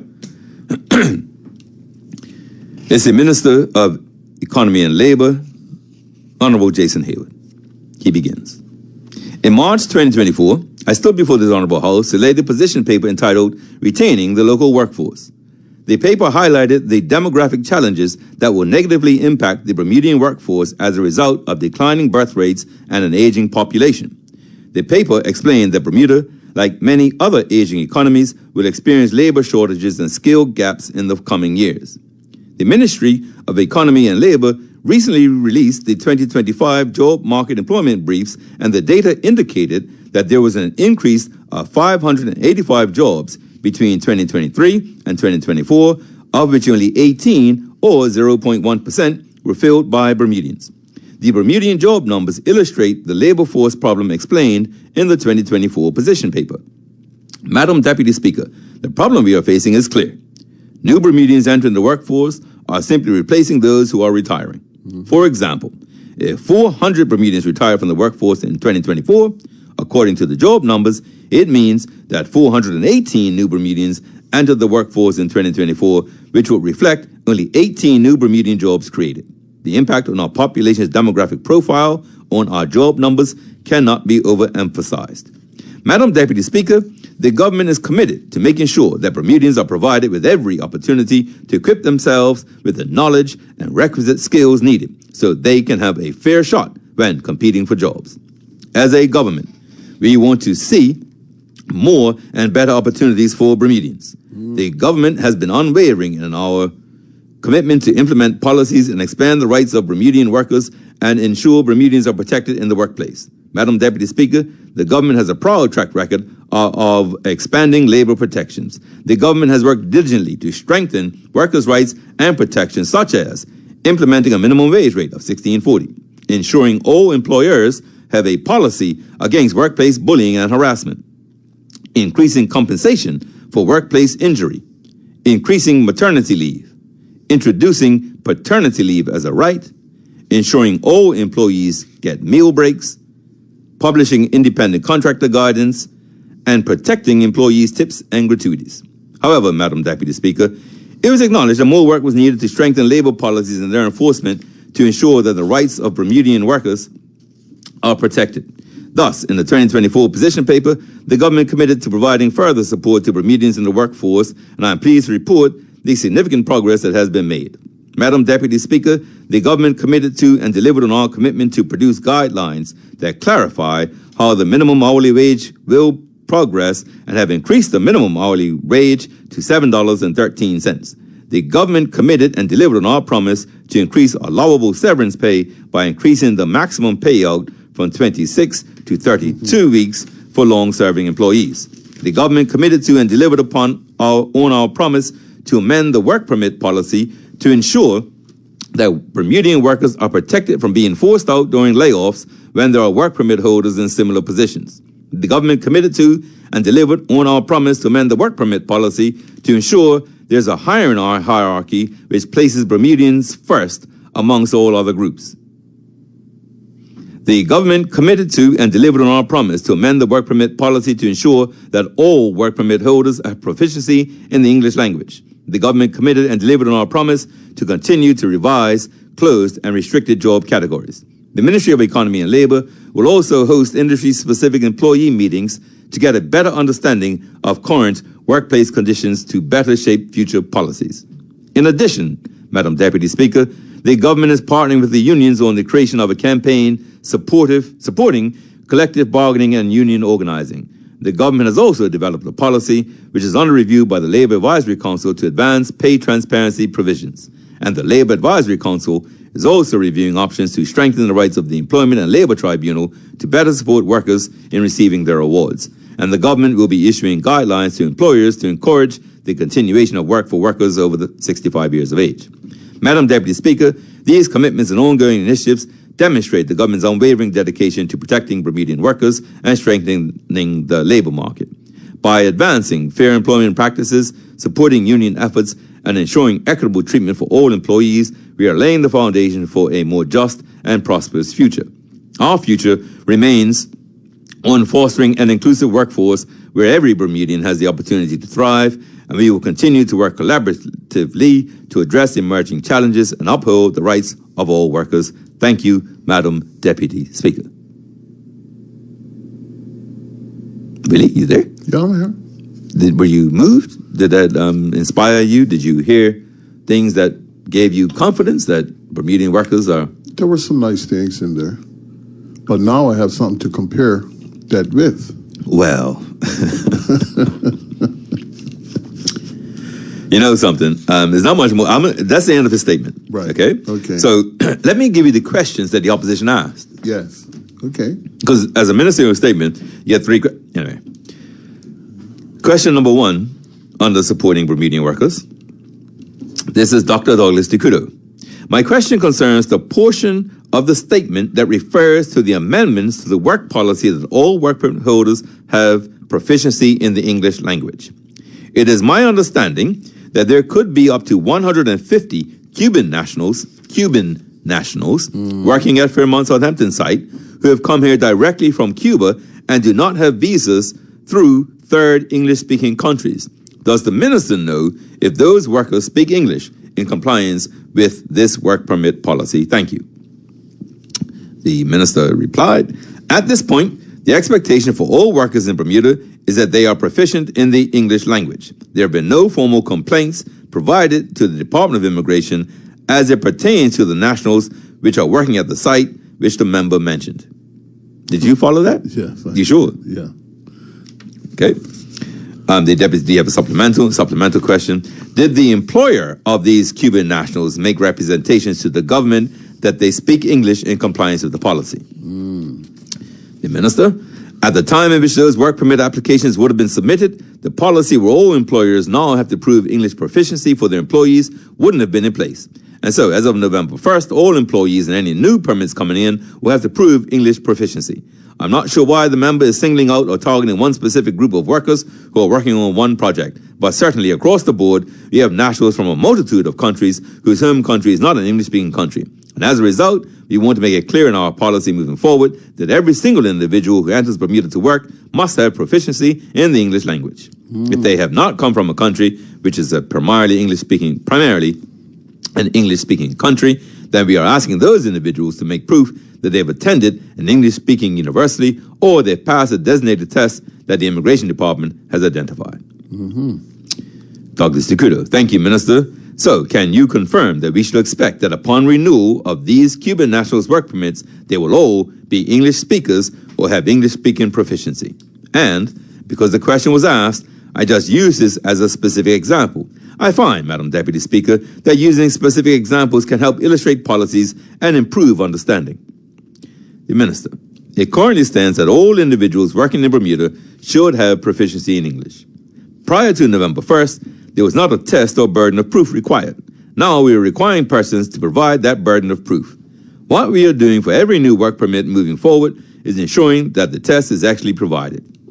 What we are not going to do is require every single worker in Bermuda to then take an exam upon renewal of their work permit application. If a complaint is made and the Department of Immigration investigates that complaint and finds that individuals are not proficient in the English language, they will be required to submit an examination. Any other questions? Yes. Does the Honorable Minister have a view of the prevalence of non-native English speakers in the work permit population? Thank you. We do have a breakdown of Really? We do have a total breakdown of work permit holders by nationality. Oh, my God. We know that... No. Hold on. No. I'm sorry, listeners. Wait a minute. No. Willie and I, No. hold on. No.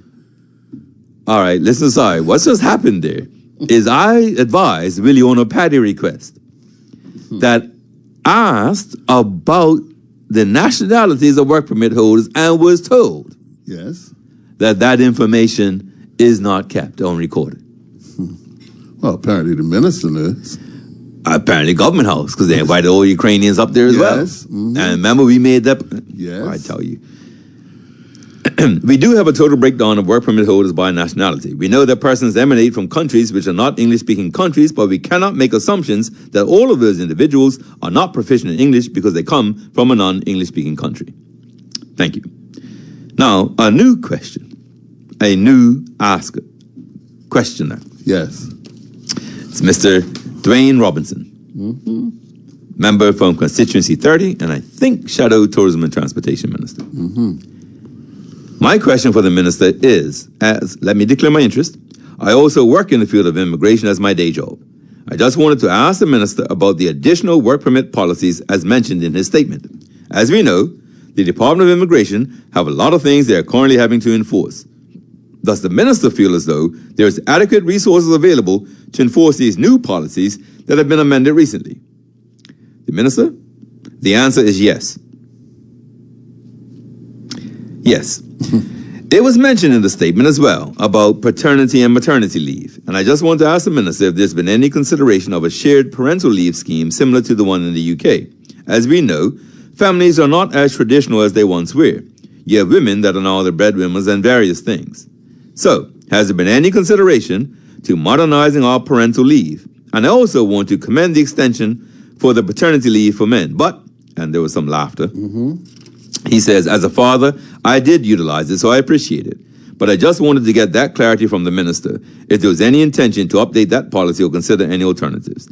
The only policy that the ministry is currently looking at is extending maternity and paternity leave to new legal guardians and parents who adopt young children.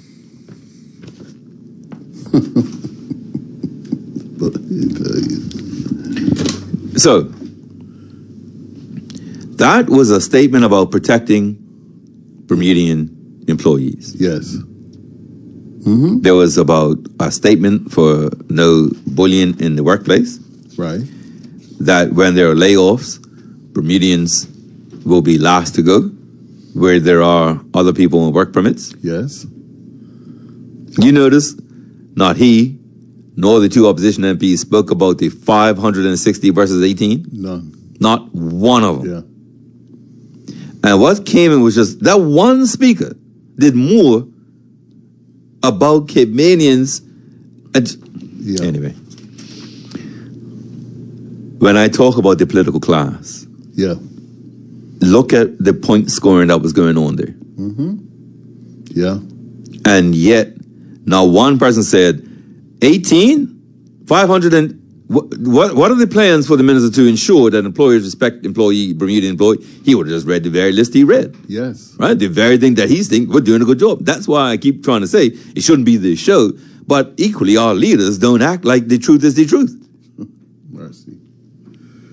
You wanted to know about Cayman. This is why I brought this in, why I read this. Right. 2024, this debate was in November last year. Yes. Okay?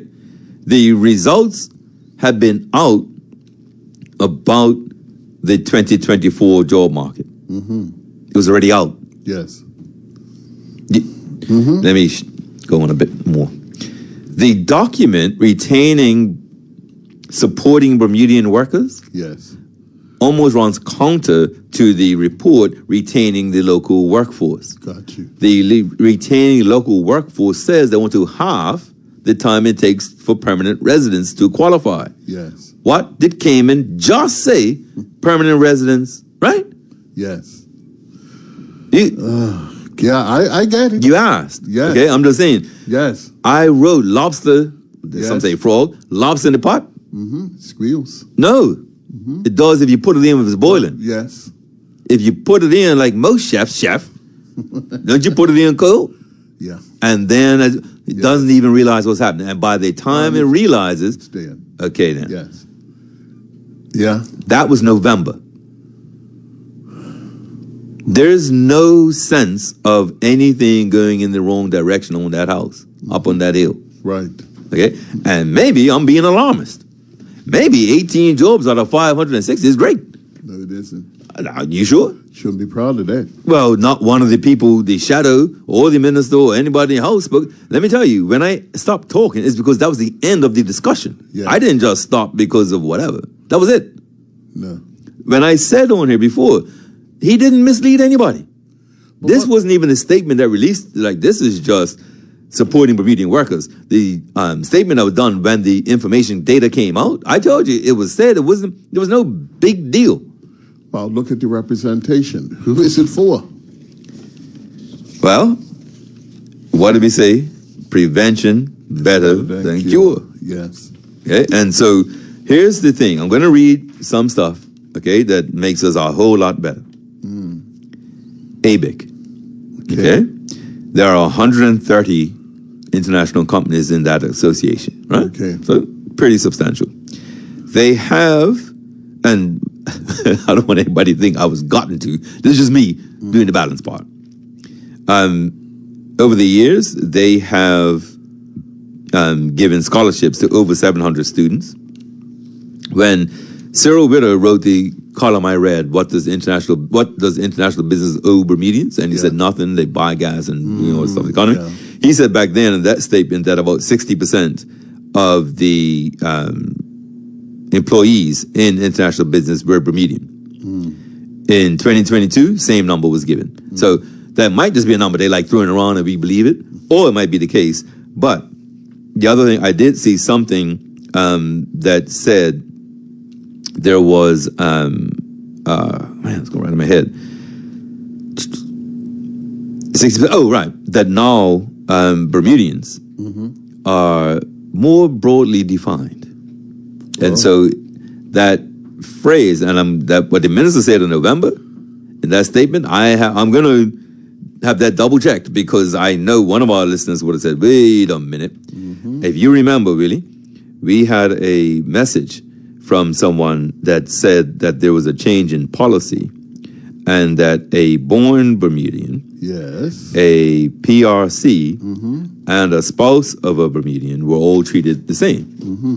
So when the minister says that it comes to layoff Bermudians will be prioritized, they'll be the last one laid off. Right. I'm just curious because that's not what we were told on Friday. But we'll take it from there. Yeah. So again, I read out Hayward, Robinson, and Ducudo to show nobody jumped up and down about the few amounts of Bermudians who have been hired. Yeah. Right? It's not even like Fondo. Like how many college graduates graduated summer 2024? It's true. Came and said they have 1,800 on government scholarships. Wow. Yeah, 1,800 on government scholarships came in at tertiary education. Yes. Wow. Yeah. 18 Bermudians got a job in 2024. So there's you know what? Let me read one shocking sentence to you. This is from a speech that comes later down. But here's the thing. This MP is brand new, and ran because of stories that she was told about young Caymanians. That's why she ran. Okay. And she took out McKeever Bush. I mean, that's big. Here's the fella. That's big, yeah. Let me read this to you. She said something earlier, and I'm not going to, she says it quite impactfully. So I don't want to ruin that, but I just want to read this part. As I've already noted, reforming immigration is difficult because we are caught between two powerful forces. On one side, employers need foreign workers to keep businesses running. On the other side, Caymanians want job security and cultural preservation.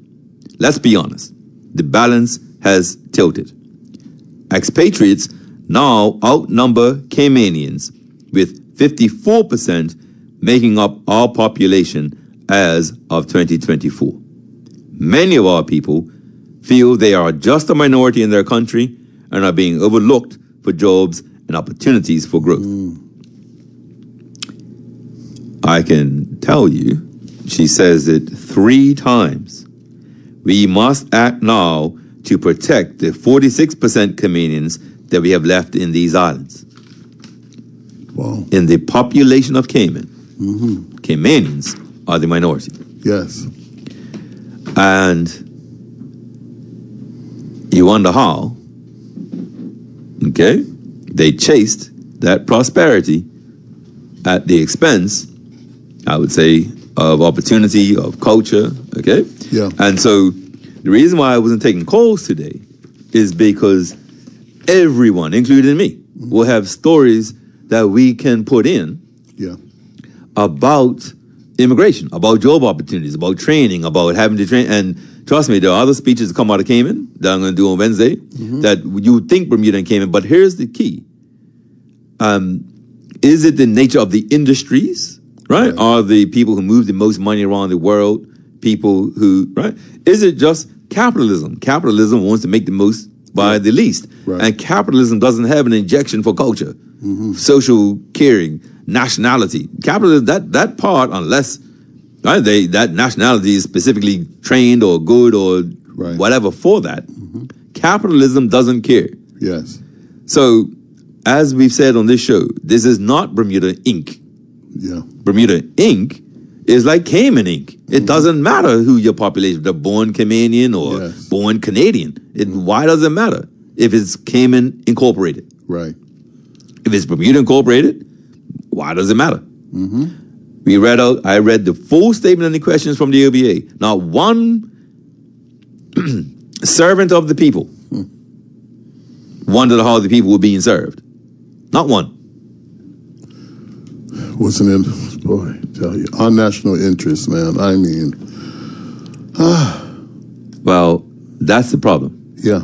I keep saying we didn't have the national interest. We remember the other question? No, I'm going to ask you. The other question I asked you was, which party would have sounded like that man? I didn't ask you which MP. Right. Which party sounded like the minister who is driving that bill through Cayman? Which party has somebody like that? No, none. None. I haven't heard anything close to that. I agree. Well, mate? Yeah. We're out. Thank you, everybody, for listening. Thank you for respecting the coal issue. I just know, kind of like when I was doing the Black Power Conference, everybody has personal statements, personal thing, and we're going to get through it. But if we know now we're going to lay a marker for 2034, right? We don't, we prevention better than cure. Yes, indeed. Well, mate, that didn't work.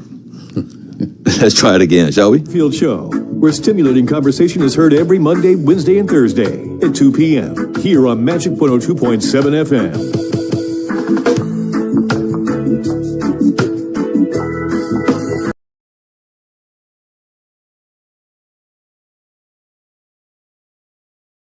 Bermuda Live on YouTube. Subscribe now.